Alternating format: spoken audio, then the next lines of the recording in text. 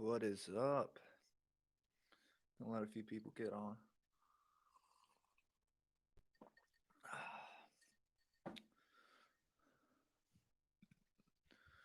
We are good. It's actually working better than I thought.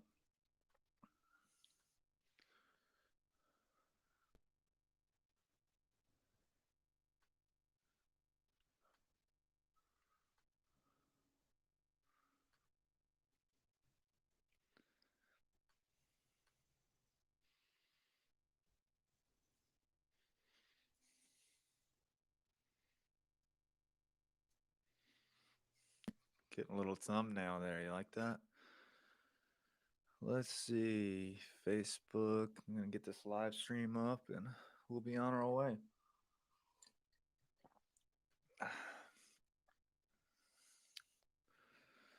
Mm,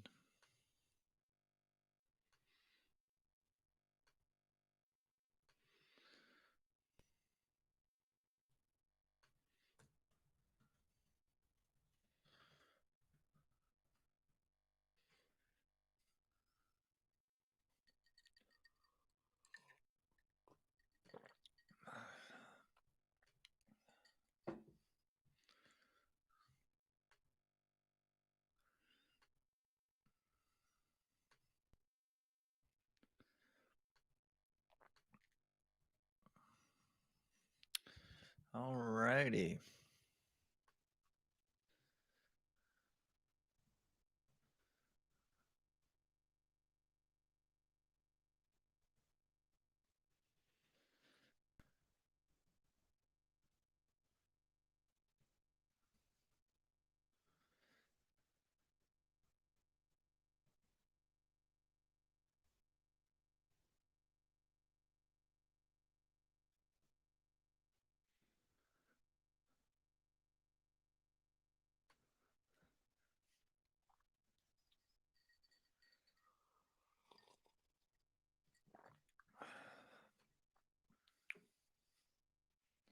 What's going on? Trying to get this link posted everywhere so some people can tune in before I start.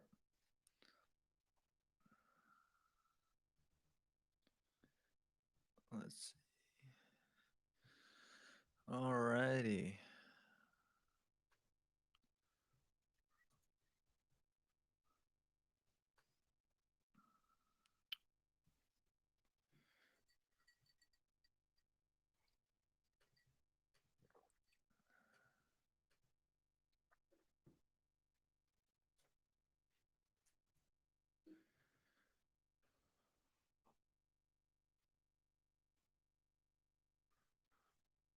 All right. So today I'm going to be discussing this is podcast number 12. This is the tribute from Mr. Edward Van Halen, the greatest to ever do it as far as I'm concerned. Um yeah, just we unfortunately lost him yesterday, 65 years old, which is a little younger than you like to be, of course. I mean, he definitely still had some music in him and he wasn't touring or anything at the moment, but the possibility was always there. And for Van Halen fans, you were always just hoping that he'd either get with Sammy or get back with Dave or drop a solo record or something. Honestly, amazing that his whole career he never dropped a solo record. I think that's fucking amazing. Well, I don't. It just seems like he could have. You know what I mean? It just seems like he had it in him. I don't know. When I got the news yesterday, I just sat around for a while. It was a bummer, major bummer. Hold on, one second. I'm getting this up. We got two in here. Let's see who else is with us. Thanks for tuning in. About to kick off into it. Here we go.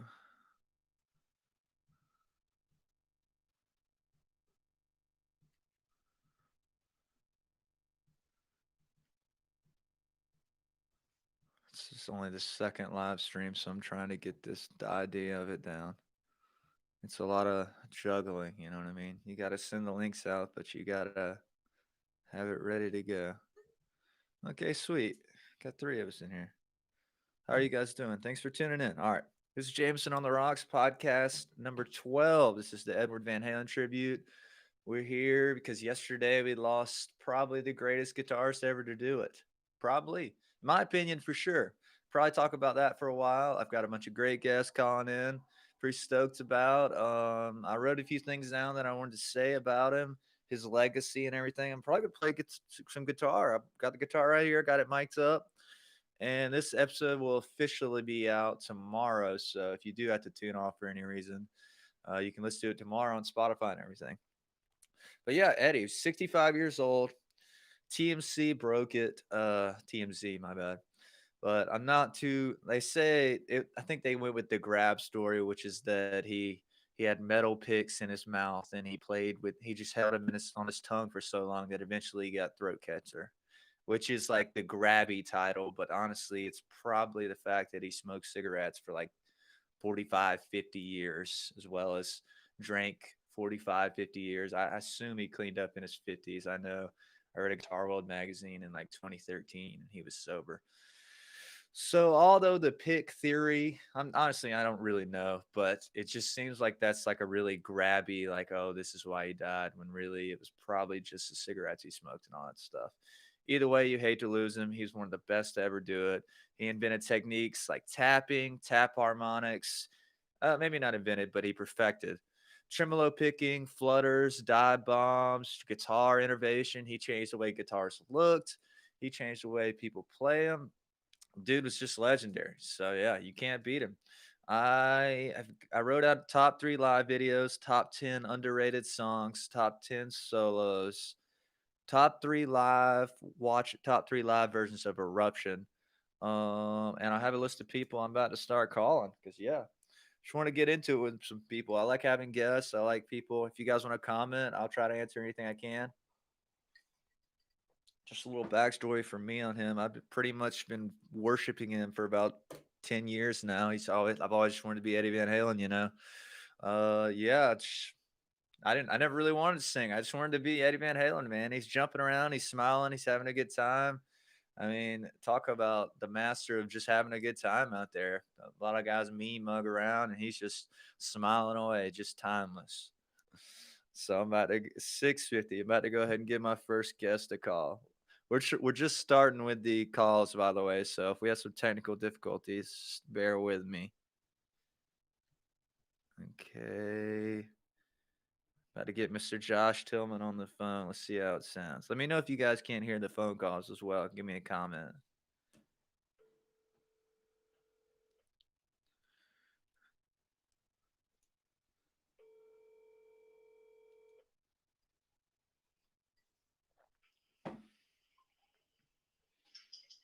Mr. Josh Tillman. What's up, man? How are you doing, my friend? You're on the Jameson on the Rocks podcast. I'm doing good, man. This is such a weird way to do things. This is funny. Cool. I've literally got a SM57 sitting over the phone right now, and you're on speaker. Oh, see, I don't have time to get all these fancy setups and shit, Josh. You just got to throw a mic on something and go with it. You know what I'm saying?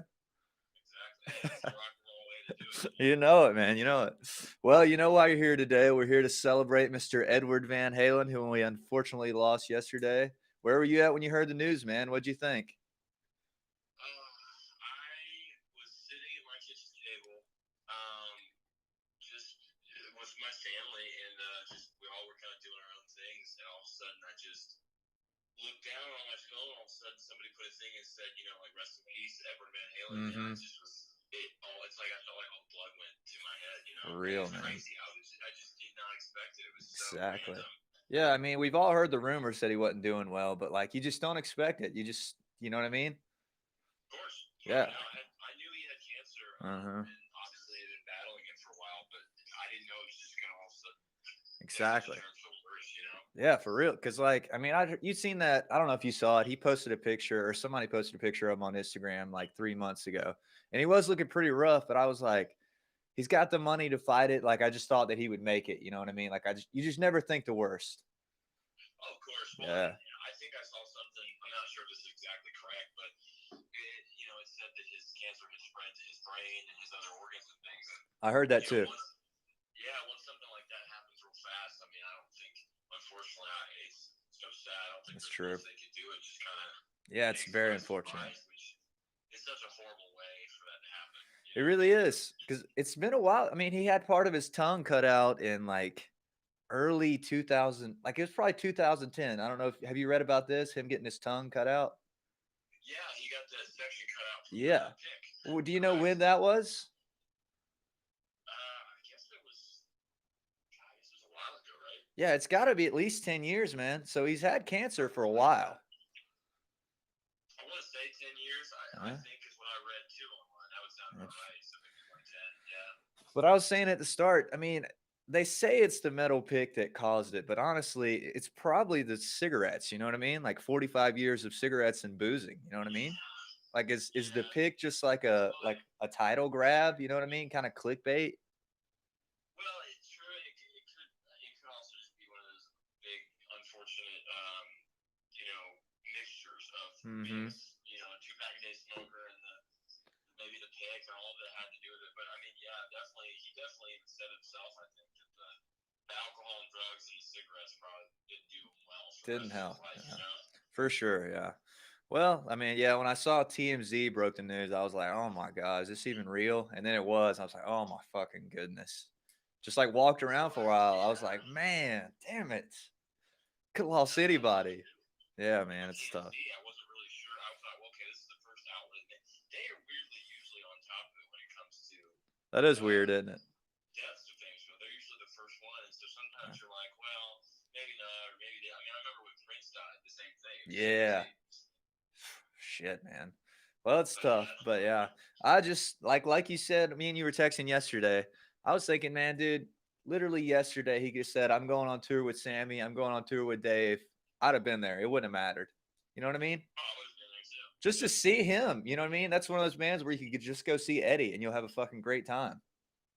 Yeah, well, I remember you and I talked about on the podcast we did, I think briefly, we talked about how I'm pretty sure we both went and saw The Different Kind of Truth. Yeah.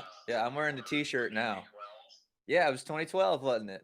Phillips Arena, right? Yep, and we were, I was like 14, but I had to. I had to see him. You had to, yes. Even the nosebleeds, I was fixated on him the whole concert. Yes, man. It was like, it didn't even matter that, like, obviously Dave's vocals aren't what they used to be.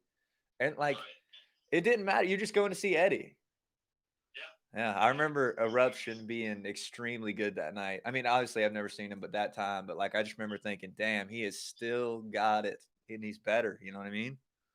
Yep. He sat down on the drum riser. Yeah, he did. Yep. He always takes his in-ears out. Have you noticed that? He does what? He'll take his in-ears out right as he's starting Eruption. Watch any, really? Yeah, watch any video from like the reunion tour in 2012, and right before he starts playing Eruption, he'll play a little bit of it, and then he'll take his in-ears out, which is weird. I wonder if he can hear it. He feels like it's better. I don't know. I've never played with in-ears, so I kind of always wondered why he did it. Interesting. But yeah. A lot of guys, they're using in-ears. They're trying to save the little bit of hearing they have left. But maybe he just kind of said, screw it. He's got to do it. Oh, yes. All right. So let's move on to his legacy, man. I wrote out a shit ton of stuff like top 10 most underrated songs, top 10 solos, albums, live. In your opinion, what is your favorite Van Halen riff, just off the top of your head? I know it's a tough question. Favorite riff? Well, for me, there's different categories because he was, as a multifaceted player, I can immediately think, okay, little guitars. I love that song. Love that one. Cool. But then I also go like center swing. Yeah. Like it depends. To me, it's like there's the dirt, and then there's the. He could also. I mean, he was. He can do anything from Spanish Fly and Cathedral. Oh yeah. Yes. Heavy. So. I like that answer. There is different categories. There's like the clean, like super silk shit, and then there's the like just absolutely ripping it. So he's very versatile. Great rhythm player. You know what I mean? Oh, I mean, it's a one guitar band. is what you need because he can do it all. You know. For real, man. And they sound like a two guitar band. He's so fucking big sounding. You know what I mean? Yep. Yeah, I mean, I think my favorite thing that I just thought of about Van Halen records, which when I record my songs or a lot of other people's songs, Mm-hmm. and you hear recorded, they don't really. They usually, if they're a one guitar band, they record a rhythm track underneath. Absolutely. So I thought it was so interesting that in their songs, 90% of the time, sometimes they would, but there's a lot of times where he would go for a lead and it's just drums, and Yeah, stuff. yeah. And Alex, and he's enough of a player that he can make up that space. so true. I mean, it still sounds humongous. You're not like missing anything. You know what I mean? Not many people can do that. Fucking like, when was the last time you've heard a single guitar on a record in the past 15 years? Maybe 20. Oh no! I mean, people, Fuck. never. Yeah, never. Yeah. People layer in the way of doing everything. Yeah. I mean, they cut all those records live. Yeah, absolutely. That's the way to do it, man. You would never hear something like that anymore. I can't think of the last time I heard a one guitar with no overdubs. Just unheard of now. Well, he didn't go, okay, let me play the rhythm, and then Yeah. let me overdub the lead later. No, he just said, let me play the rhythm and go straight into the lead. I like how, I think we talked about this on our podcast. I like how they do this thing. They have an echo chamber, and like the whole right side is just the echo. So that's why it sounds huge on the record as well. Yeah, you can like left and right. So you got the Yeah. guitar in one. Well, if you take your earbuds out, you can just hear the echo. Absolutely, yeah. Yeah, I think you take the right earbud out, or no, I think you take the left one out, and all you hear is just the echo. And I'd read this one thing that Eddie in like 1979 was riding in a car in Japan, and the right speaker or the left speaker was shot, and he called like Ted Templeman saying like, "Oh my God, you can't hear my guitar if the left speaker's out," because all I could hear was the echo. And Ted had to explain to him that it was just the reverb, and that's why it works like that.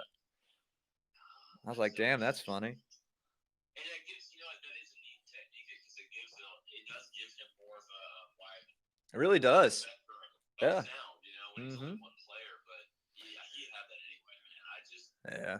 I wonder. I guess I went a little far, but if I had to narrow it down to one riff that I think is my favorite of all time, it's probably I gotta say "Women in Love." Yeah, it's a great one. Great song. I like the breakdown in that song. Where they're just talking. Oh, that's another thing. Okay, "Women in Love's" a great answer, by the way. That's in my list of top 10 underrated songs, by the way. But they're really great. It's something I noticed. I was listening today. I just been listening all day.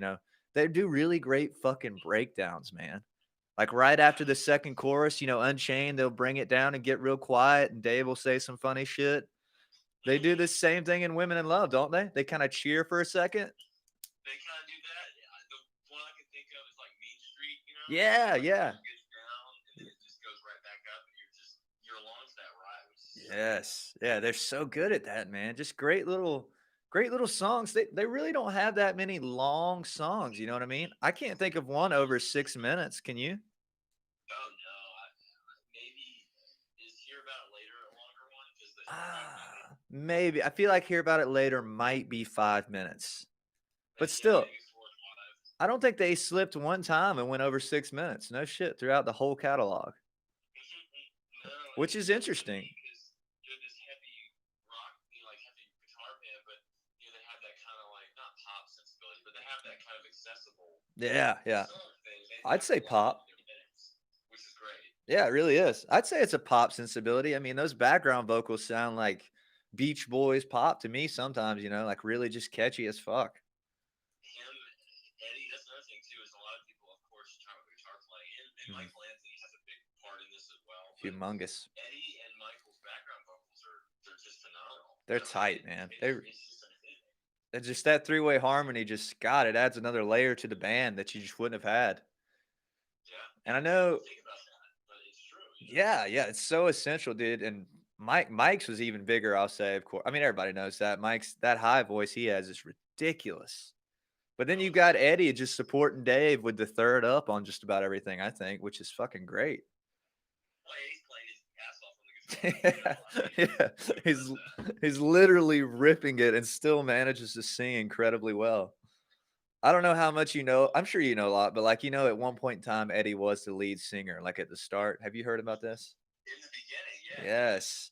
I, The lead singer is like a three-piece, it's like Cream kind of thing. yeah, I wish they had a recording of that, man. That'd be kind of wild to listen to. That would be cool. Ben has a good voice. I think Yeah, it's just the front man persona and the needing to focus on guitar playing full time is it's a nice absolutely. trait to have. Yeah, like Um, if he had to be the singer, maybe he probably wouldn't have been able to innovate as much. Well, he probably still would have put it off, but like it would have held him back a little bit. yeah, because you got to multitask. Yeah, I think yeah. you have to write the lyrics and or just whatever. Yeah, It kind of enabled him to really hone his craft, I think, and shine in that way. I agree. Yeah. I mean, I love watching him live on YouTube because dude, it's like the intro to Unchained or something, and he'll throw just like a sweet ass little tapping lick in there, just like in between two chords. Like just Dave stops singing for 1 second and he sends you into some freaking amazing little lick. It's like, oh my God, who does that? Most people would just hold it down and try to make it to the solo, you know what I mean? Yeah, yeah. He's an interesting player in a way Yes. that my dad, who also plays guitar, we constantly, I won't say frustrated, but sometimes because somebody that's that much of an innovative player, they Hmm. play guitar solo on tape, they put it down, and then the people listen to the record they buy, and they want to hear it like that. But then you hear Eddie play live, and because he's such an inventive player, it's like every time he played it solo. And so Yeah. the listener's like, ah, damn, I want to hear the one on the record, but Yeah. he's so good as It's a so player. It's like so fucking he good. can't contain himself. That's true. Yeah. I mean, I feel like he'd just be bored if he was playing the same thing every time. Right, it's not planned out, even though Yeah. sometimes I guess we want it to be. He's got like the form there and he just kind of stays around it. Like he's too good to play it the same every time. You know what I mean? Like that would just be boring to him, which is Yeah, super for interesting sure. because just about, I mean, most other people are just sending the solo from the record every damn night. You know what I mean? Yeah, no, there's Yeah. not really much play there because they go, I wrote this, this works. Uh huh. He goes, well, yeah, I wrote that, that works, but like, what about this? You know? Absolutely. Yes, yes, yes, yes.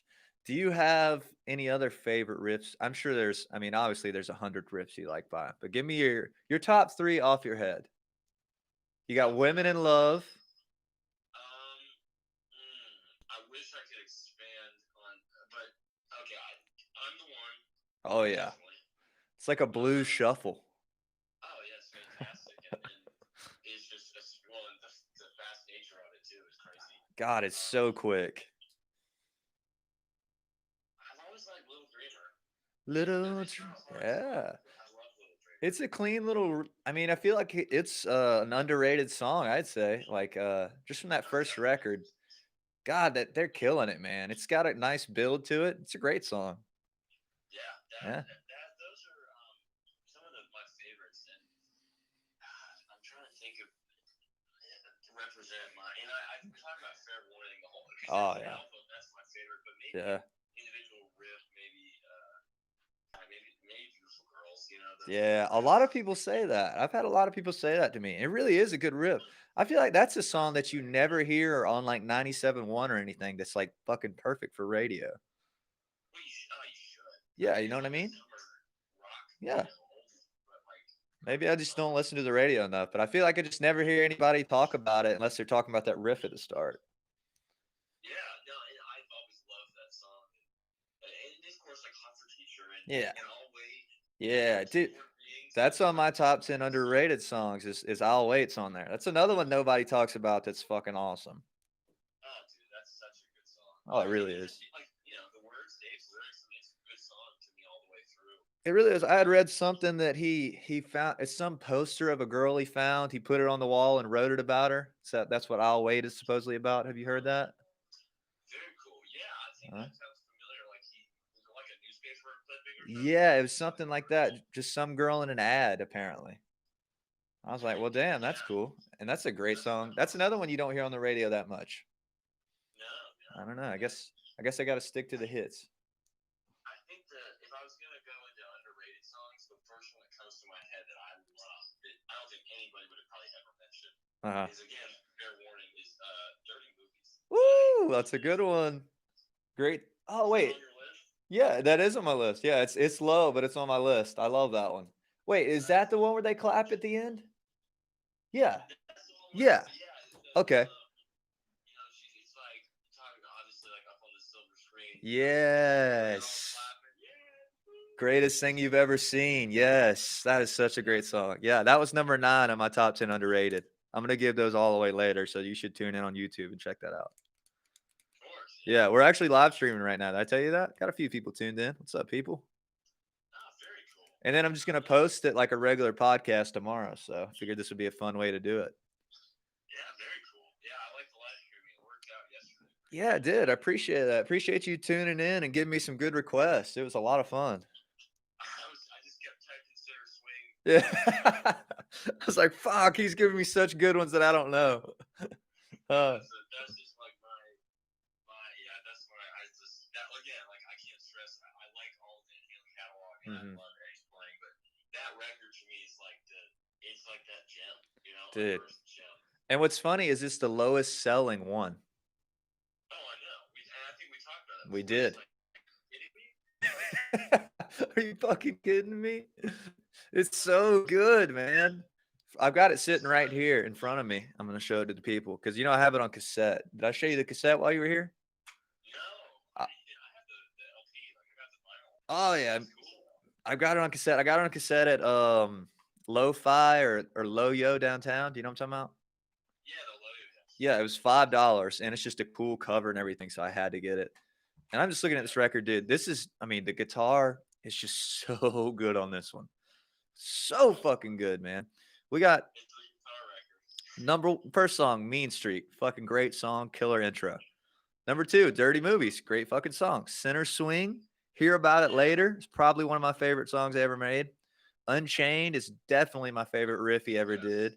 Push Comes to Shove. I love that one. Do you like that one? Yeah, that's a great, not one of my top spins. Yeah. I still like it in the context of the record, Push Comes to Shove. It has a really great solo. Really? Have you ever noticed? It's got a really good, he does this tapping thing that's really cool, like he's sliding down with it. He said it was very Alan Holdsworth or Helmsworth inspired.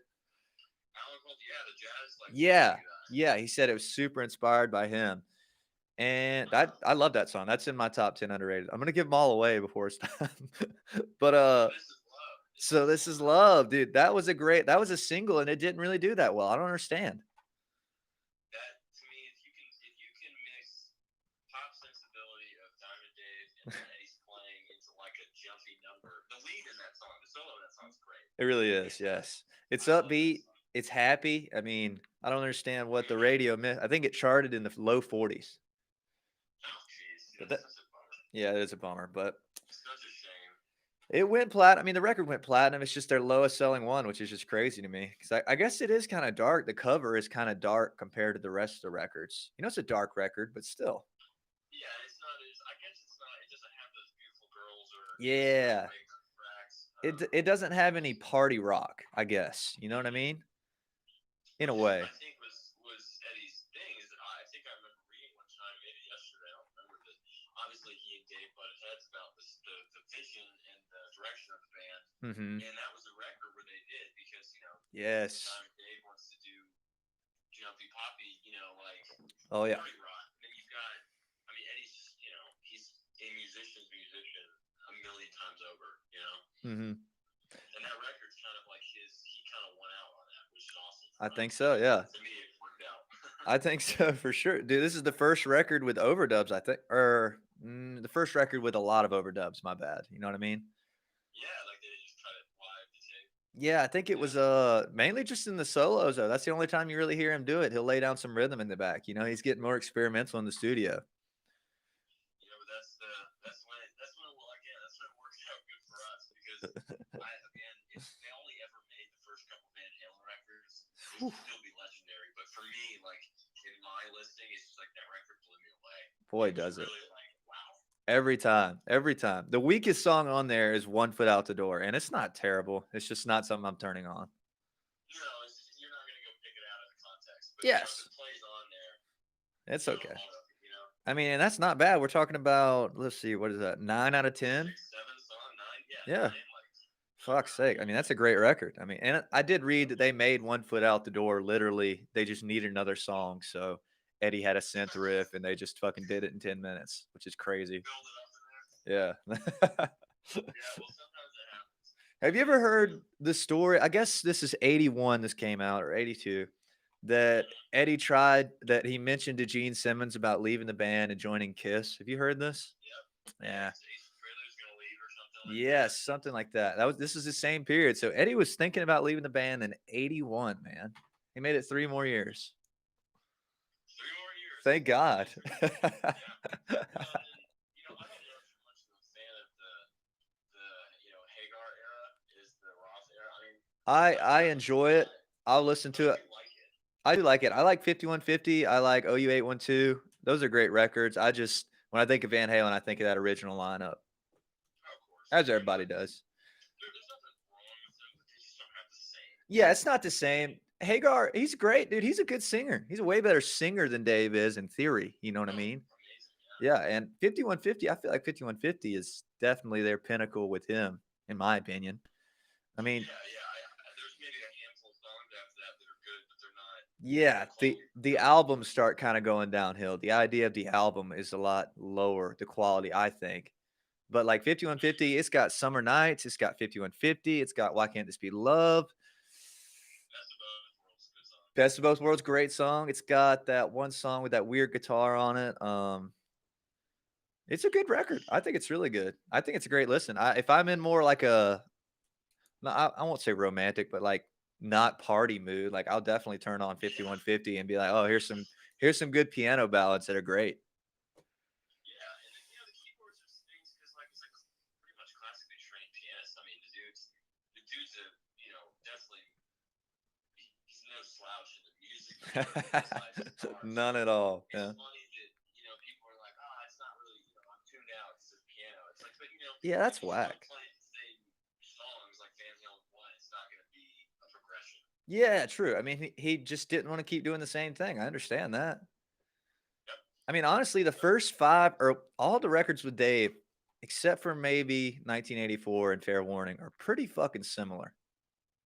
Yeah. You know what I Yeah. mean?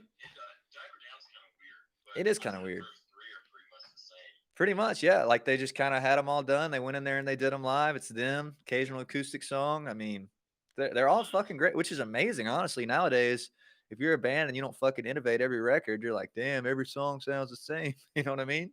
Yeah, yeah. Which is Well, and crazy. look how close they came out. I mean, you got to think like Yeah, these records came out like close to a year calendar date, and it's you got to think, okay, they crazy. were touring, and then they also had to write the songs and go to the studio, record them, and then get it pressed. And I mean, like it's like every 6 months you're pretty much done with the record to get ready to get pressed out. Yeah, fuck. There's only so much time for innovation in there. It's unheard of now. I mean, It's, dude. unheard of. I don't know how long. I think it took him 14 days. Not even. I think it was 10 days to do Van Halen one. Have you heard this? No, but I believe it. It's some like the first three records are like a stupid number, like less than 3 weeks. All three of them, I'm pretty sure, to record them, which is fucking nuts. As good as they sound, dude. No, Fucking it's insane. and that's the thing when bands are like playing on the road, like especially like probably a road heavy band, like Hmm. they're probably on tour for a year straight. Oh They yeah. get off, just go to the studio, play what you're playing live, boom, and then it's done. Yep, absolutely, absolutely. That's crazy, man. Because I feel like Van Halen one and Van Halen two are super duper similar. Because I feel like they were all written in a relatively close time. You know what I mean? Well, and some of them, if you ever seen like on YouTube, they have like old bootlegs and Hmm. demo tapes. The A Gene lot of Simmons those demos. first couple records were all pretty much around at the same time. They just picked the track listing and kind of switched them around. I You believe it. know? I've heard that there's songs on 1984 that they have demos from in the 78. You know what I mean?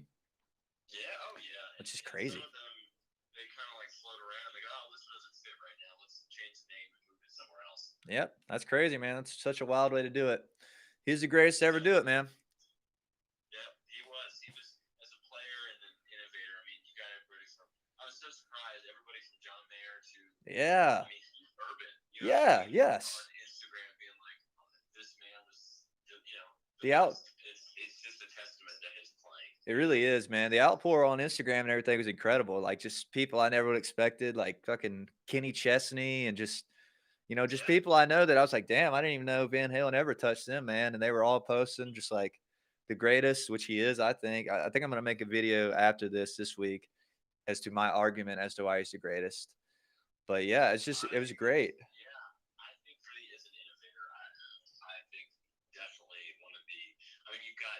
classics, of course, that they progress in a way, but no one ever really came along and all of a sudden they said, "Hey, this is how it goes," and then Yeah. it's a complete 180, and then everything changes. Yeah, because you listen It's to crazy. it's so crazy because you listen to shit that's coming out in 77, 78. You're listening to like Aerosmith and Kiss, you know what I mean? You listen to those records, that's good guitar. And then 1978, you listen to Van Halen and it is a fucking way step above, you know what I mean? Oh, it's a world. I mean, I can't imagine what. I mean, I guess we kind of did get a similar experience when we put in Van Halen. When we Mhm. first time heard Eruption, but I Absolutely. can't imagine hearing all the guitar from that era and plugging in that song and saying Yes. like, Yeah, it's your jaw hits the floor. it's got to be just life changing. I mean, it was for us, and we heard it, and we'd heard other shit. Like we've heard 40 years more of music, and I remember where I was when I heard Eruption. You know what I mean? Yeah, It's fucking crazy. exactly. Because I mean, you listen to guys like, I mean, Keith Richards, and I don't know. I guess Jimmy Page is on top in '77. Gene Page, Keith Richards, Clapton, Yeah. David Gilmour. I mean, you got these great players, and I love all their styles, and Hmm. they innovate in a way, but it's a slower evolution than one guy that just walked up and just said, Just "Hey, did I'm it. gonna flip it on its head." Yeah. And honestly, he probably had it for a good couple years before that. Honestly, he was probably ahead of all of them in '75. You know what I mean? He just wasn't signed. No, and he was, and the thing too is interesting is they have songs and demos and stuff where he doesn't use tapping technique and it wasn't part of his arsenal in like 75. I've heard So this. Yes. okay, between 75 and 78 when the first record came out, he somehow found the technique, adopted it, ran with it, and then revolutionized it. And you're like, oh my god, That's crazy. in like 3 years. Yeah. Just fucking. It's crazy. He's a semi genius, man. I mean, it's just, I had read something about that too, that like, I think there's demos in '76 where he's not tapping. I think it's Yeah. somewhere in a 2 year span of '77 and '78. He takes it and he figures it the fuck out, which is insane. And I know he used to turn his back to crowds and clubs so they couldn't pick up on it and stuff, which is smart. Because I mean, by the end of the '80s, fucking everybody's tapping. Everybody's trying to sound just like him. Everybody's got the super strat with one pickup. You know what I mean? Just change the game. Exactly. Well, Josh, I thank you for calling in. I got a bunch of other callers I don't want to get to, so I'm gonna let you go. Is that good, man? Of course, man. Thanks for having me. I'm glad I can talk about one of the guys that, I mean, obviously inspired us all, but he made a Yes. big impact. So I'm glad we could celebrate it that way. Yes, man. It was a great talk. You brought some good stuff to the table. I might call you back if we run out of callers. We can talk again. Yeah, man. Just let me know. Sounds good, buddy. Dude, I always thank you for coming on, Mr. Josh Tillman. I'll see you later, my friend. See you later. Bye, buddy. That was Mr. Josh Tillman for you guys. What'd you guys think? Goat. All right, here's what I'm going to do. I'm going to go to the bathroom right quick, and I'll be back, and we'll have caller number 2, which is Mr. Lee Miller's coming on. So you guys stay with me. I'll be right back.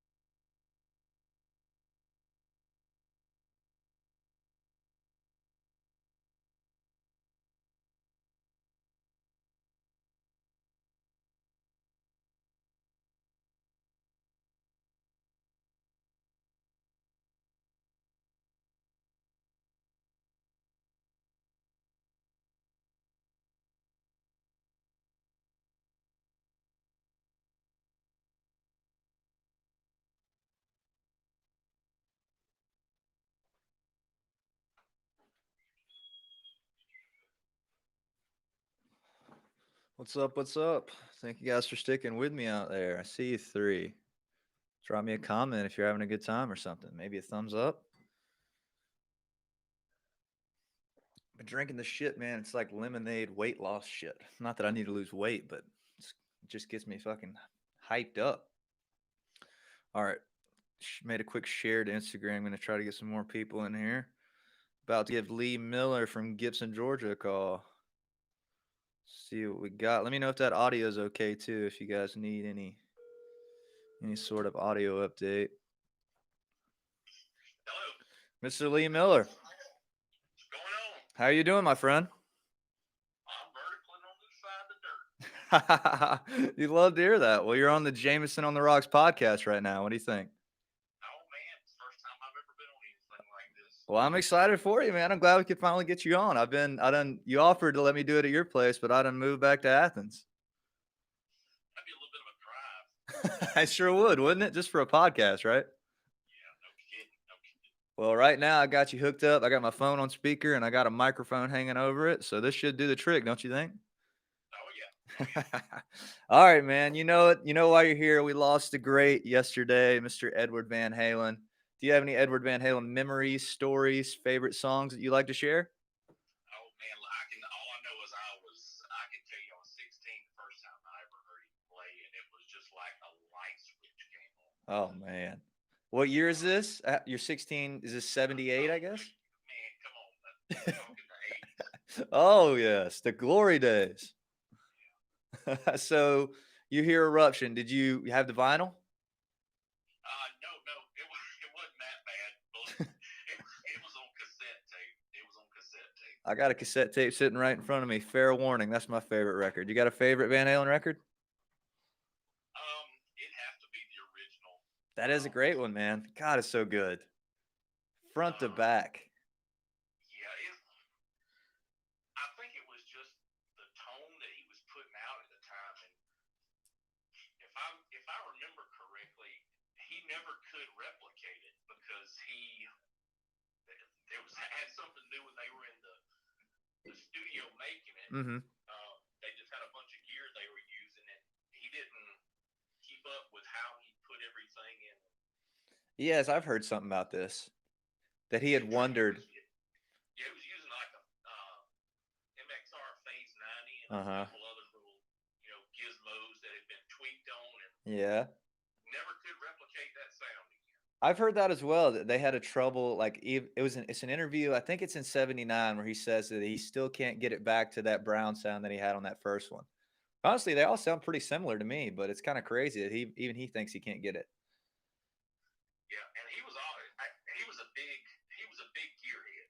Boy, was he! Big gearhead when he was finally able to afford some of the material, because a lot of his stuff is just the tone is just coming from his fingers. Oh yeah, fingers more than anything, which is something that took me a long time to learn. You know what I mean?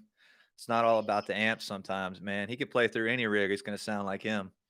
Yeah, I've heard several guitarists who had the opportunity to, play through his rig. Really? And they said, it just sounded like them. I bet that's like the biggest. Go ahead. One of them in particular was Nuno Betancourt. He had the opportunity. I think they were doing a record somewhere in LA. And they were in the studio the same time that Van Halen was in, or at least Eddie was in there. Yeah. And he actually pulled him in and told him, pick up his guitar and play his rig. Said that's what happened. He hit a couple of chords there. Says the biggest moment of his life. He's sitting there playing through his eyes his guitar rig, and it sounded like him. It sounded like Eddie at all. I bet that was a major bummer. You know what I mean? Like we just fantasize about his rig and just being able to play it, and then you plug it up and you just sound like normal. Yeah, no kidding. There's so much that just goes on between that fretboard and the that actually makes the tone. Yes. It is. There's a bunch of really great videos on YouTube. I don't know if you've seen him. There's this guy named Rick Beato, and he has one where he's talking about him and Eddie and Don are in the studio doing Van Halen 1. And Don tells Eddie that the closer he can get the microphone to the speaker, the better.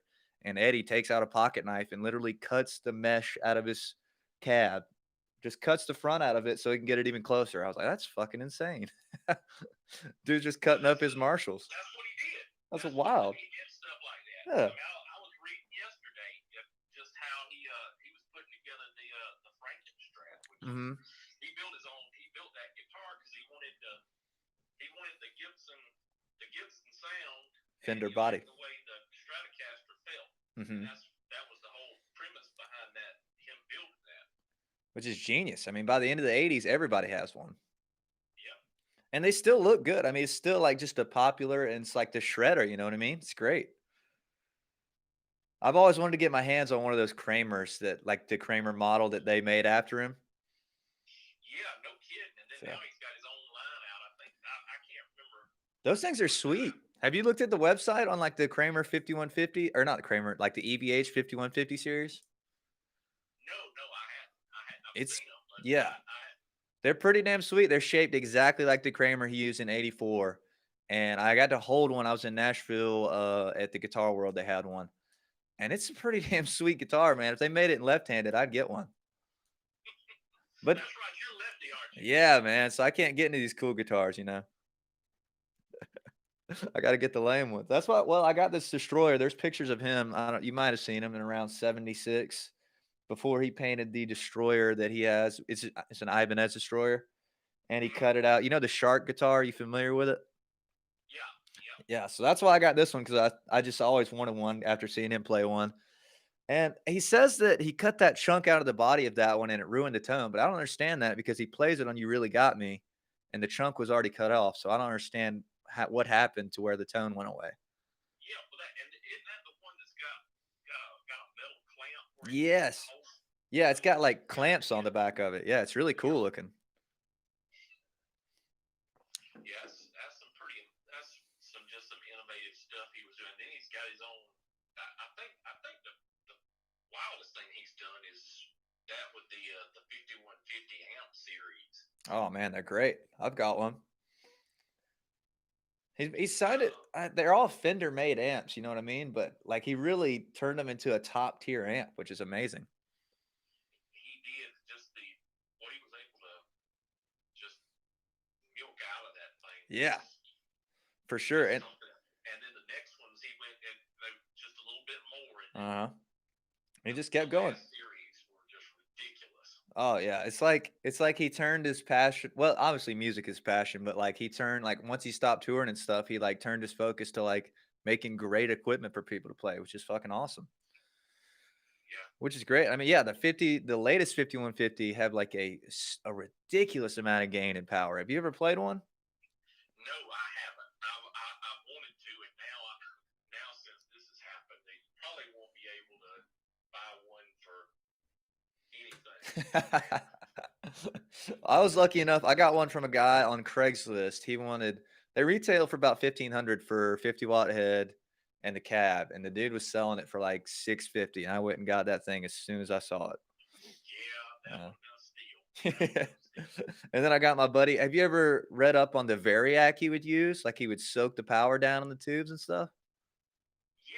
Yeah. Super interesting. Which one he used, but I mean, I'm familiar with the concept. Those, yeah, I got my buddy to build me one of those. I take it real easy. He would soak the shit out of them, which he apparently was a big part of his sound at the start. But I take it real easy because those tubes ain't cheap. You know what I mean?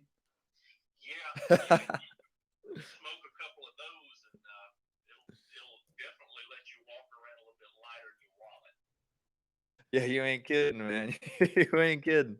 Yes, but it does, when you hook it up to that variac, man, it sounds darker. It sounds really angry almost. It changes things, which is kind of crazy. I don't know if he kept using it after Van Halen 2, but I know he used it on Van Halen 1. That would have to be by far my favorite. I think it's the best selling one. Have you ever heard that? I think it's diamond. It's rated diamond for 10 million sales or 20 million. Yeah, I never did.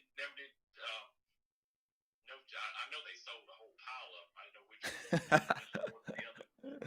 I know that was the one that I had heard first, and I was 10 years behind at the point. So I mean, front to back, just filled with great songs. I mean, Jamie's crying. You really got me. It opens up with "Running with the Devil," which is probably the most badass intro ever. Eruption, song number 2. God, just fucking amazing record. And I don't think he ever played Eruption the same way twice. I don't think so either, man. You never hear him play it like the record. No,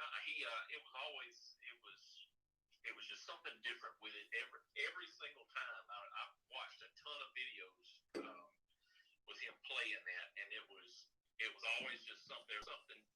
I forget there's a word that he used for it. Noodle? No, it was almost like it was a disease where you just do the same thing twice. That's But funny. anyway, it was pretty neat. Yeah, it is. Just to hear the way he would just do it differently, and it was. But it was all you could tell it was all the same. It was different, but at the same time, at the heart of it, it was still all the same. Yeah, like he has the framework there, and then he could just elaborate on it as much as he wanted, which is fucking awesome. And you knew it was him playing it too. Oh yeah, I bet. Yeah, did you ever get a chance to see him live? No, I didn't. Oh man, that's tough. I was going to try to do it one time. It was back in, I think it was a late '90s, but never did, and I'm kicking myself for it. Yeah, you hate to. Well, before the podcast, I actually wrote out. You said you've watched a lot of Eruption videos.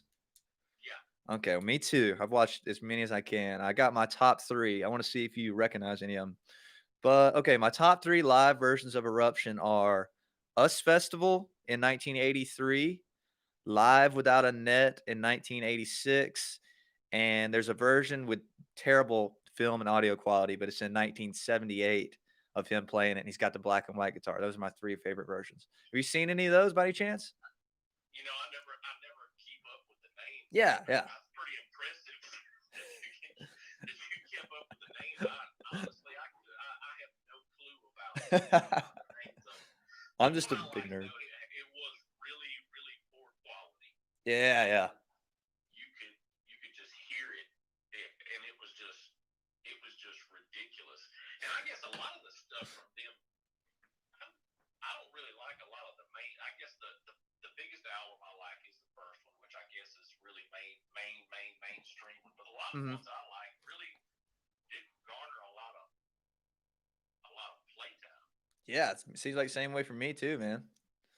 That's just like when the guy from Extreme actually was the lead singer for that one album. Yeah, Van Halen 3, I think. Gary Sharon. Van Halen 3, yeah. There was a song off that one. I don't even remember what the name of it was, but I mean, it was pretty darn neat. Yeah. I think there was one on there called like Guns or something. That was the only one I like. It's something about a gun. Fuck, I can't think of the name. I can't remember what it was. But yeah, well. It was like Without You or something. It was a pretty long tune too. Yeah. Like 6 minutes and 30 seconds or something. That's surprising. We were talking about that earlier. That I don't think any of the Dave records, I don't think they have a single song over 5 or 6 minutes, man. Can you think of one? It was that. Me Wise Magic. I think. Me Wise Magic. That is a long one. That's a good call. That's on Women and Children First. Greatest hits. Like, anyway, that's the one where they kicked Sammy Hagar to the curb. That's it. Okay, so yeah, that's the last one, right? That's the one where they have the single with Dave and they have the single with Sammy on the greatest hits one. Yeah. They yeah. kicked Sammy to the curb. I think that was like the straw that broke the camel's back.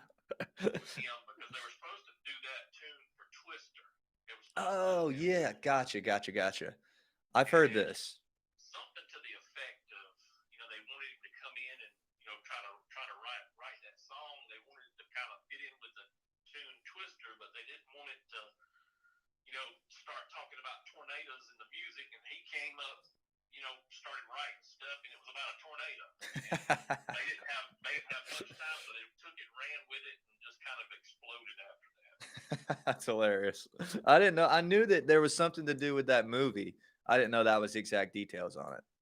Yeah, I remember reading that. It's been a while back. But anyway, that's something that I read in it. But on the same on the same note, though, I also just watched something a little bit earlier where I think Sammy Hagar had released via some type of conversation he had with Howard Stern Mm-hmm. that he and Eddie Van Halen had actually buried the hatchet. I watched this video today too. That he said that they had been texting. Yep. Yeah, which is great. I didn't know that. I'm glad because I know a few years ago Sammy wished him a happy birthday. I remember where I was when that happened too. I was like, oh God, I hope Eddie responds and they get back together. And Eddie never responded. So I guess they've been talking, which is great. I mean, I'm glad they buried the hatchet. Yeah. Yeah. Well, Mr. Lee, it's been great talking to you. I got a bunch of other callers on the line I want to get to. Thank you for stopping in, man. You had some good insights. It was fun talking to you. All right, I appreciate it, bud. Thanks. Yeah, I hope I can get you on another episode sometime now. All right, just let me know. See you, man. Take it easy. All right, bye. That was Mr. Lee Miller. That was a fun one. He knew a lot more than I thought. He's got the insights, Thank you, guys. What's up? How are you guys doing? Drop me a comment. I see George's comment now. I wasn't paying attention. He said this man ain't watching his chat. I'm multitasking, George. Come on. I'm about to get Mr. Jeffrey Vernon on the phone. Let's see. If you're enjoying it, give me a thumbs up or something, a comment. See who I can get on the phone. Oh, back's hurting. Yo, Mr. Jeffrey. Am I live on the air right now? You were on the Jameson on the Rocks podcast. How does that feel? It feels so good. It feels so alive. Oh, man. I've got a SM57 hanging over my phone on speakerphone right now. Dude, as a recording industry engineer, professional, as a certified recording engineer, I full-heartedly approve this. This is genuine. This is analog, bro. You know what I'm saying? This is how you do it. It's the deep cuts, man. Well, dude, I'm so glad you could join me. Today we're here, unfortunately, because we lost Mr. Edward Van Halen, as you know, yesterday. So, do you have any Edward Van Halen memories, songs, favorite riffs, favorite solos, anything you'd like to discuss with me? Let's do it. Oh, man. Well, I don't even know where to start. For real. I'm on the streets of Athens right now. I'm trying to, I've got my laptop out here. I was going to do some mixing here outside of Clayton and Jackson. Anyways. You're trying to get some fresh air. Say again? You're getting some fresh air while you mix? Yeah, and some guacamole, man. Good for the soul. Good for the soul. I think the main thing for me was, I was just so surprised at, how viscerally emotional of a reaction I had to when he passed because, Dude. I didn't realize how much he influenced my guitar playing. Exactly, man. Because I would do all these fun things where I would make the guitar go zero and and I would always try and make the craziest sounds I could. Yes. And yesterday when I saw the news, I was just that's largely why I think. I think so too, man. Dude, he's so God, he was just doing shit that was just unreal. So yeah, and here's the thing. I think they probably know, but the thing for me that separates him even further is not only did he innovate on that level, but he had control of it. Oh man. He could pull out the tools. He didn't just push the creative boundaries, but he pushed the discipline as well. Yes, yeah. I don't even think he thought of them as tools. You know what I mean? It was just how he played, which is crazy. He was he would tap in the first verse of a song, which is just unheard of. You know what I mean? Just fucking unreal. He'd just be ripping it. Yeah. His uses of distortions and harmonics. And, yes. The whole thing, man, the whole 9 yards. And I do not pretend for a second to be a Van Halen buff at all. Favorite Van Halen records, Van Halen 1, and it's just I don't know. I think that when that album came out, a new sort of higher ideal of what rock and what kind of metal music could be, Yeah, I think at the time they would have considered it heavy metal. I'm pretty sure, don't you think? I think so. Because I know they headlined festivals, and it would be a heavy metal festival, and Van Halen would be on the top, which is wild when you think about heavy metal now. But I mean, songs like "I'm the One," that's heavy. That's fucking heavy, man. Yeah, exactly. It would go there, but they also still have the major key tunes, and so it's like Yeah. it's pop metal. Yeah, And like it's polished. it's great, man. Like Dance the Night Away and You Really Got Me, dude. Just fucking great songwriting, great everything. It's also just absurd. Like I know Eddie is the one who died, but like the whole Van Halen family. I mean, the fact that like that they were as talented as they were, just as a family, is kind of really interesting. It's like It really Jackson is. 5 almost. Yeah, it really is, man. I mean, the dad, brother, both brothers. I mean, Alex is a great drummer too. I don't think he gets enough credit, really. Yeah, right. But I mean, if you're like playing in a band with Eddie Van Halen, That's like, true. how do you expect? It's got to be tough to be playing with an absolute virtuoso. You know what I mean? Right, but that's what I think is so like striking to me about that album is you just look at the front cover and you get those like pictures of David Lee Roth, Eddie Van Halen, and Alex Van Halen. And you're just like, and I don't know the bass player's name. I'm sorry. No, you're good. All bass players everywhere. Whose names nobody can remember, including me. I had at one point been that bass player. Big bass guy. But yeah, just you see each image of each instrument, and then you have somebody playing that instrument that's pushing the boundaries of it. I think that's kind of artistically is really cool the way that all It really came is. together, Yeah, and they were just a great band all together. I mean, dude, when I don't know if you saw like Dave doesn't really use Instagram that much, but David Lee Roth, he said like it's been a long, strange trip or something yesterday, man. I got teary-eyed. I was like, because they were boys back in the day before all the shit happened. Just missing his buddy now, man. It's crazy. Yeah, I don't even know what happened with David Lee Roth leaving the band. I have no idea. It's a long story. Probably shouldn't get into it. No, that's quite all right. Do you have a favorite riff? Top 3, maybe? Gotta stay with Running with the Devil, dude. God, it's such a great one. I always thought before I saw the track list, whenever I would hear it on the radio or wherever the fuck I would hear it, I guess I always thought it was Burning with the Devil. Burning with the devil. Literally, that's what I thought the words were for years. That's hilarious. How about the start of that, dude? That car horn sound. The very start of it. You know what I'm talking about? Oh, yeah. They say it's like some car horns that have been slowed down and played backwards.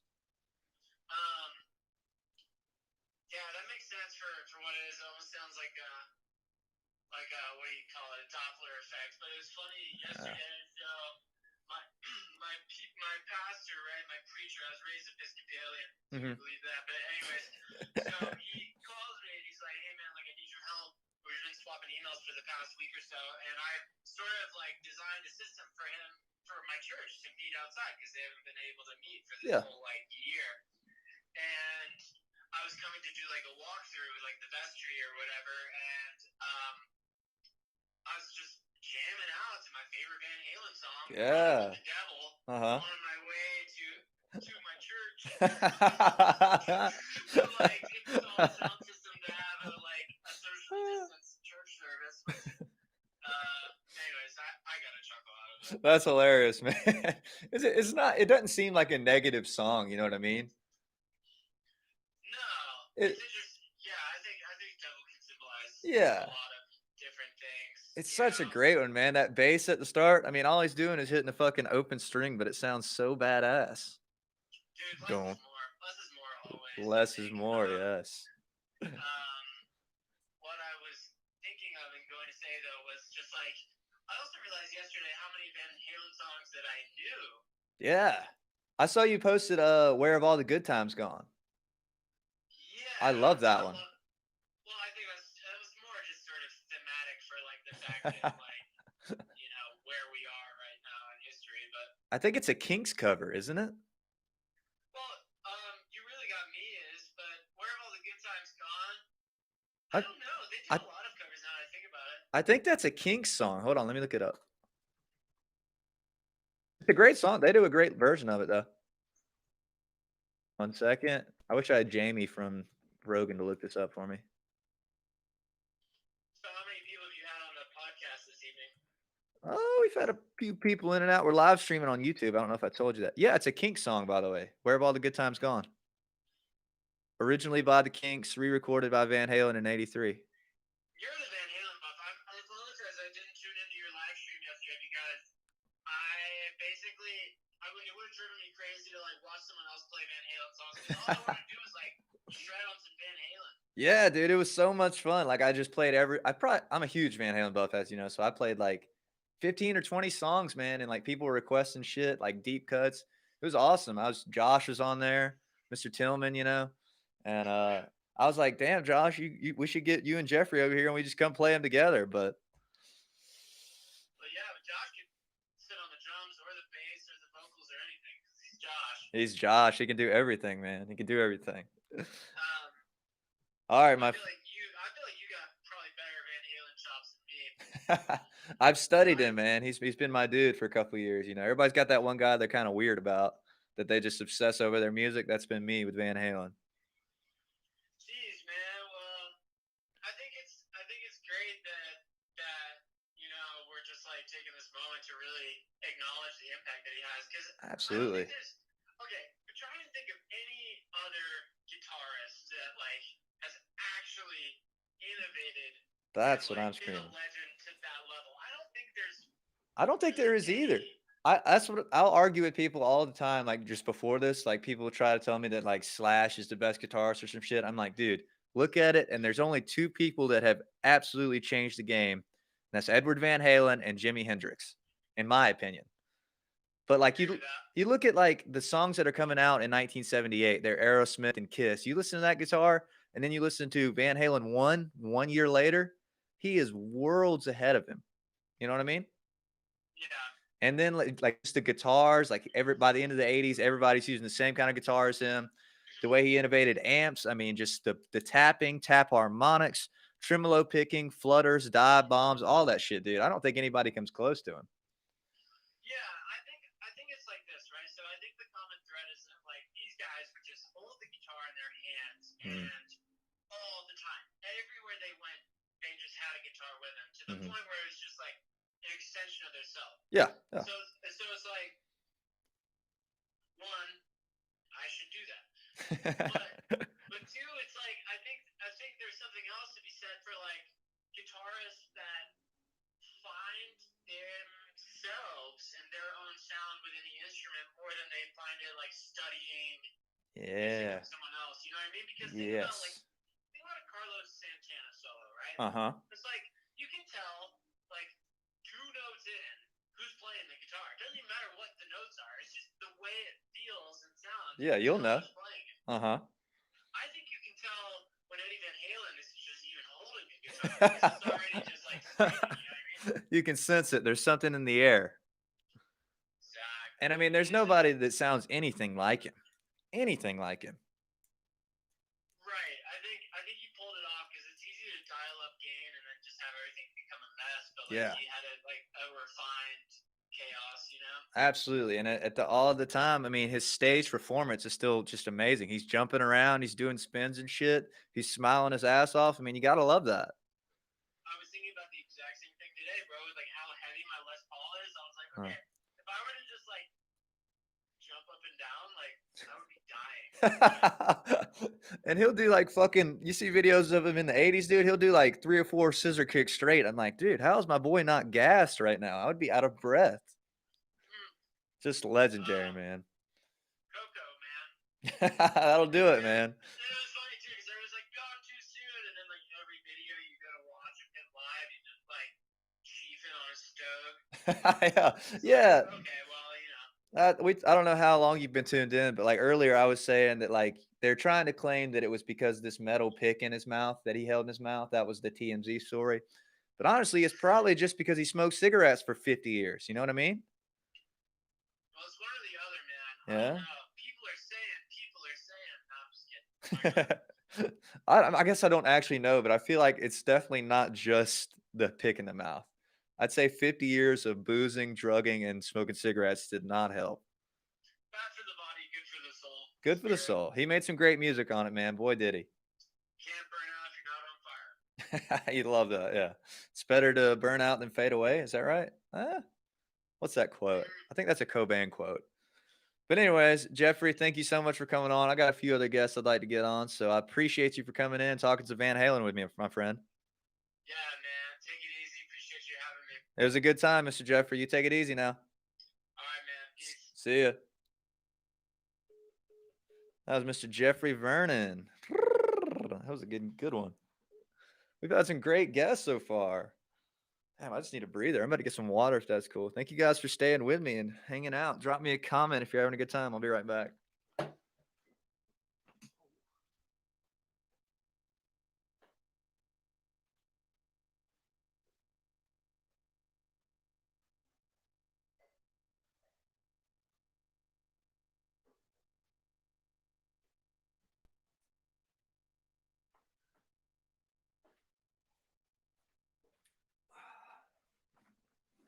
Oh, still with me? Let's see who I'm about to call now. I've got my friend. Oh, I got to call Charlie and Bryce. Let's see. Hold on. All right, Mr. Bryce. Let's see if you're watching. Who's out there? Give me a comment if you're still out there. Let me see what you got. Maybe even a like, anything? It's like a ghost town. Hey there. How you doing, buddy? Doing great. Mr. Bryce Burnett, you were on the Jameson on the Rocks podcast. How are you doing tonight? Doing great. No complaints? Nah. Have you been tuning in? Yeah, I saw your comment. The burnout or fade away quote, that's from a Def Leppard song. Oh, you're right. I feel like it's is it Photograph? No, it's Rock of Ages. Rock of Ages. Okay, but I think they say it there. I think they quote it. I think it's a quote from somebody else because they say it at Kurt Cobain's funeral. I'm pretty sure. Have you heard this? Suicide Note. Gotcha. Okay, gotcha. All right. So I'm sure it's somebody else quote. Yeah, that's a good catch though. I was wondering. Nice call. Good call, Bryce. Yeah. So Bryce, I know we got to jam some Van Halen tunes yesterday, which was fucking amazing. But you have a favorite Van Halen riff offhand? Top 3, top 5, anything? Let's see. 5150. Well, let's see. What's that? I was just trying to learn it the other day. It's off the 1984 album. Panama. Not Panama. It's Hot for Teacher. Top Jimmy. Drop Dead Legs. Yeah, it's Drop Dead Legs. So it's Yeah. 5150, Drop Dead Legs, and I love Spanish Fly off the second. Ah, that is a good one, dude. He is absolutely ripping that acoustic guitar. And I personally think Spanish Fly is better than Eruption. Somebody said that, or you think that? I think that because I could see it. Spanish Fly, I mean, you could tell, like, he was going for this Spanish type, flamenco type thing. Yeah. Eruption, like, he's just, like, ripping it out. I think Spanish Fly is more impressive just from a player standpoint. Like, holy shit, it's hard to play an acoustic guitar like that. I know. Like, you know what I mean? Anyone try to play an acoustic guitar, it's like, I think the lightest weight string on acoustics are like 12s. Yeah, like I can't play Spanish Fly with the distortion and the volume of an electric guitar. You know what I mean? It's more impressive playing wise, but I like Eruption better just for obvious reasons. Everyone likes Eruption. Yeah, it's like everybody knows where they were at when they heard it. Anybody who really loves guitar or was inspired to play by it, I think, kind of remembers the idea of hearing it for the first time. It's pretty fucking dude, that last 30 seconds when the tapping kicks in, I think it's at a minute. That's my favorite 45 seconds of music right there. It gives me chills when I listen to it. The tail end of it, dude, it's so fucking good. It is, it's great. And from what I heard was they were doing the album and he was just, like messing around in the studio and someone said, hey. Yeah, I've heard this. Yeah, it was Ted Templeman said it. And Eddie still claims that he messed up the end of it. Have you heard this? I did. I actually watched a video about it. Yeah, he claims that there's a part around the minute mark where he hears a mistake that he made and it bothers him. Yeah, it's when he's tapping, he accidentally hits the G string. Oh, does he? Yeah. Damn, I'm gonna have to listen closer. I've never really noticed.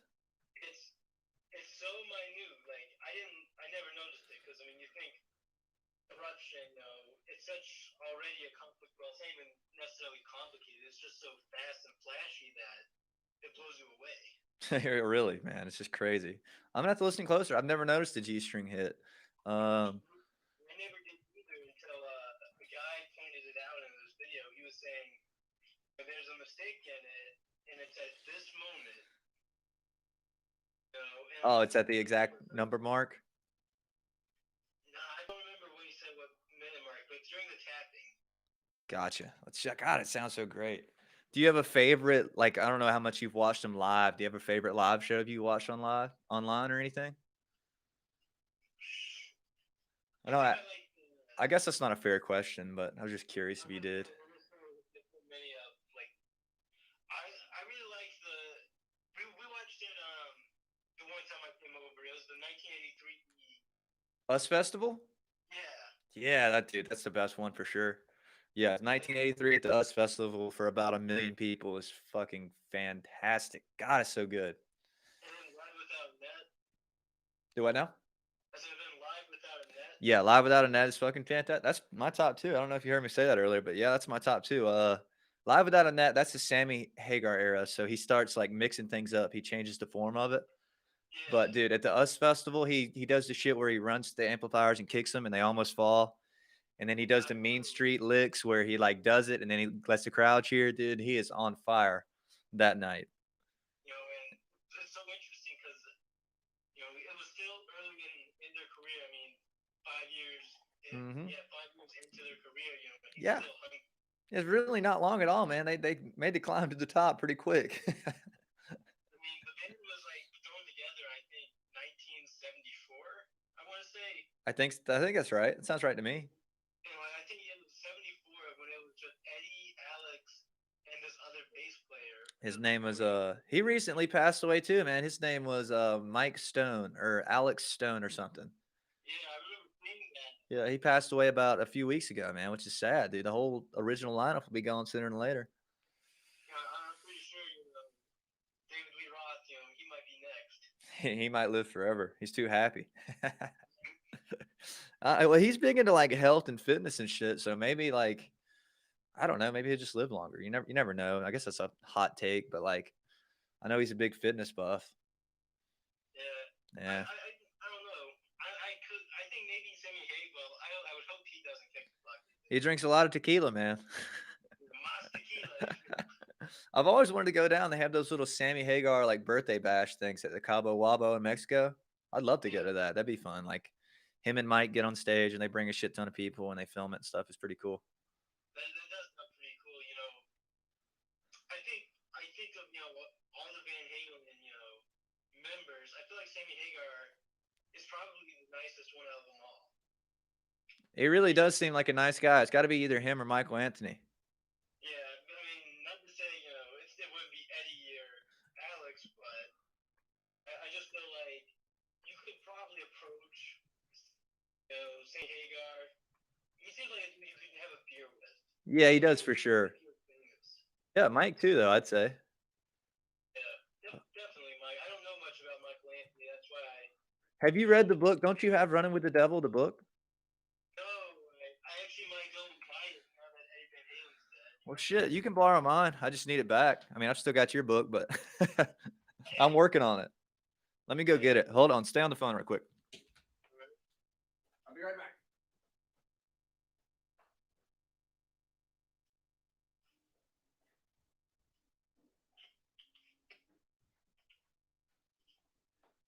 Okay. So Running with the Devil. I left that one at home, actually, but here I have two really good ones that you should read. This one right here is one of the best books I've ever read. Have you heard of this one? No, I haven't. God, if you're on the live stream, you can see it. I'm holding up, but How a Southern California Backyard Party Band Saved Heavy Metal. Dude, it's so good. It's the story from like 1974 to 1979. And then I've got this one, which is Edward Van Halen, A Definite Biography, which is pretty fucking good too, but not as good.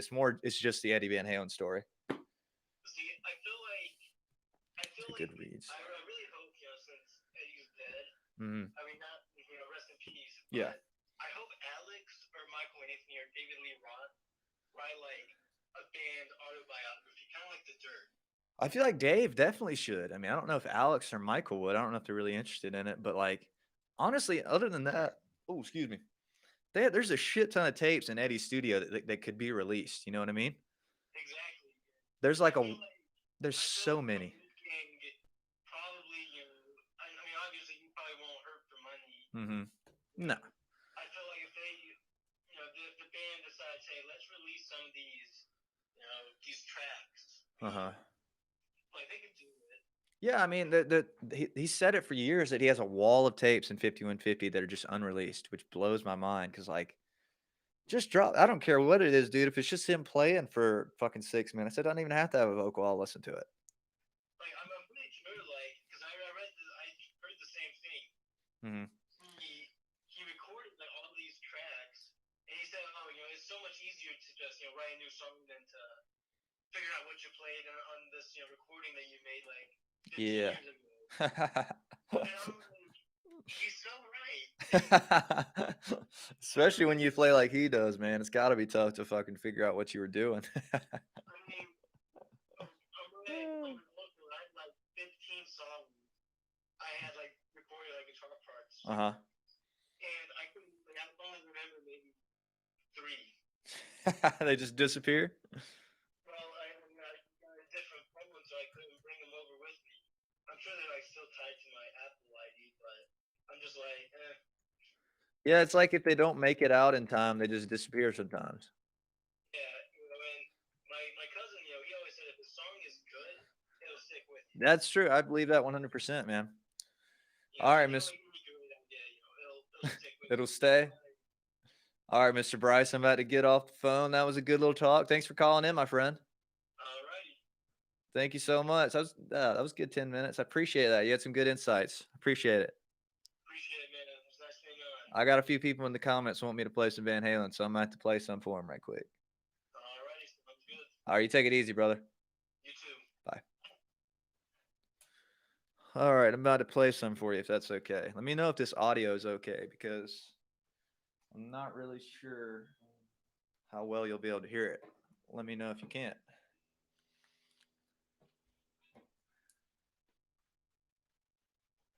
Okay. For all of you that have tuned in this long, I very much appreciate it. I had a great time talking about Van Halen. I still got one more guest I got to call. I actually forgot to message him today, but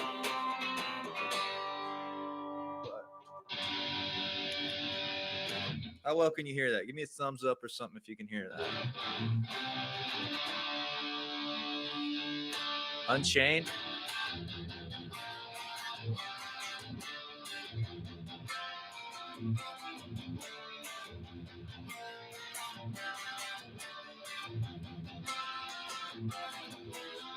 Hold on, I'm out of tune. Need to be louder?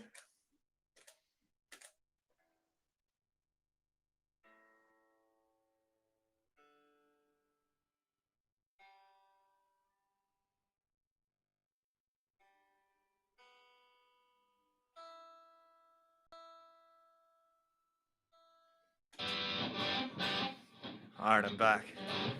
Any Van Halen requests, I'll play them. But I was going to talk about his techniques, man, just for starters. Obviously, everybody knows tapping, but like just the crazy idea of taking this finger, inserting this into your nut up here. So now he can move his nut around along with that nut if he needs it. You know what I mean? And he can let go and add another note. Which is kind of what he does on Hot for Teacher.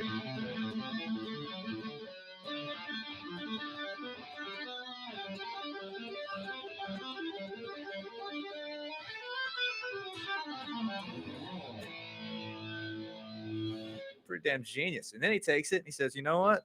If I hit the note a couple frets down, I can, a certain amount of frets down, it'll make a tap harmonic. So natural harmonic with your tapping.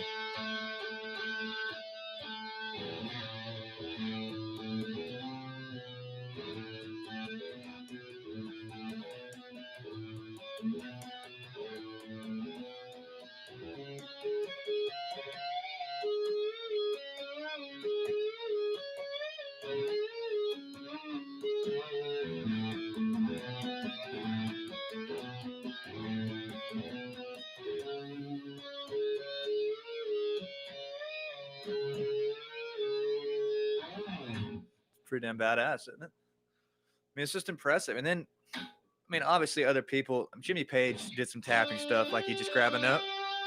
Eddie saw him doing it and took it to the next level, which is impressive. And I mean, even more with the harmonics, he would do this shit. Just running his hand up. Just running his hand up and down. I think he called that a flutter, which is impressive. Tremolo picking.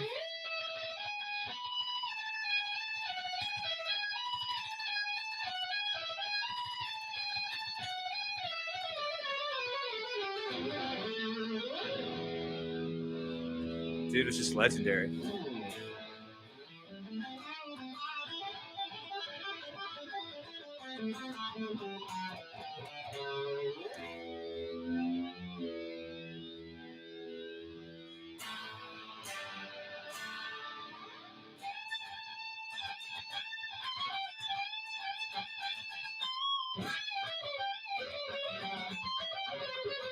I butchered it.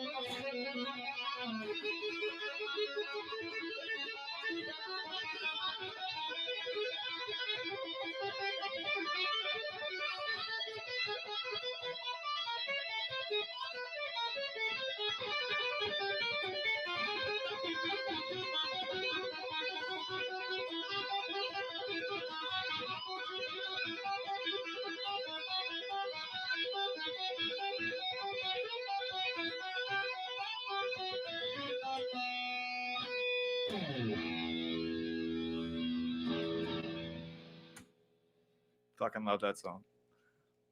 Oh yes, thank you. Chokehold. Beat it solo. I got you, man. Appreciate you tuning in. That's such a tough one. Like, it's a fun one to play, but it's in his top 3 for me solo wise. He's on it.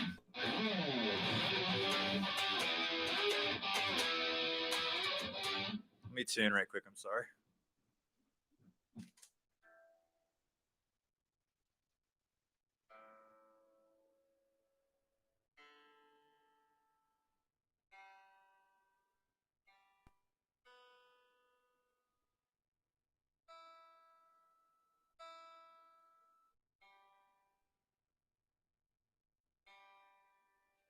Apologies, I was just atrociously out of tune. All right, beat it solo. Let's do this.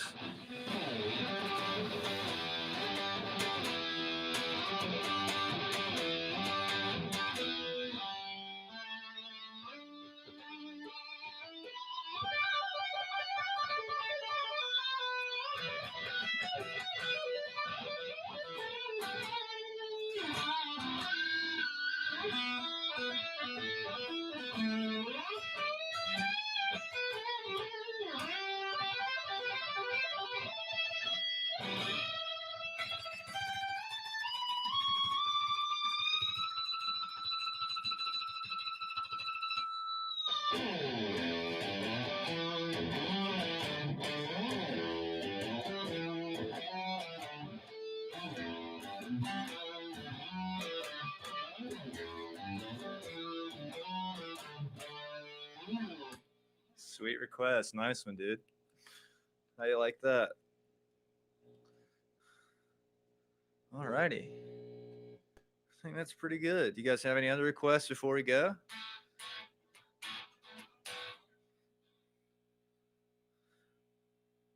I appreciate it, Chokehold. That's nice. All right. Thank you guys all for tuning in. This has been Jameson on the Rocks, episode 12. Oh, shit. I got to call my buddy Charlie. I almost forgot. Charlie's going to be pissed. Let me call Charlie and we'll call it a night. If he answers. Here we go. Moment of truth.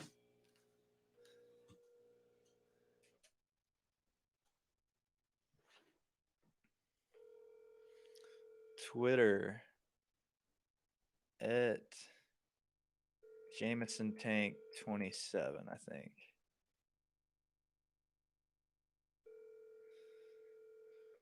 Mr. Charlie might not answer.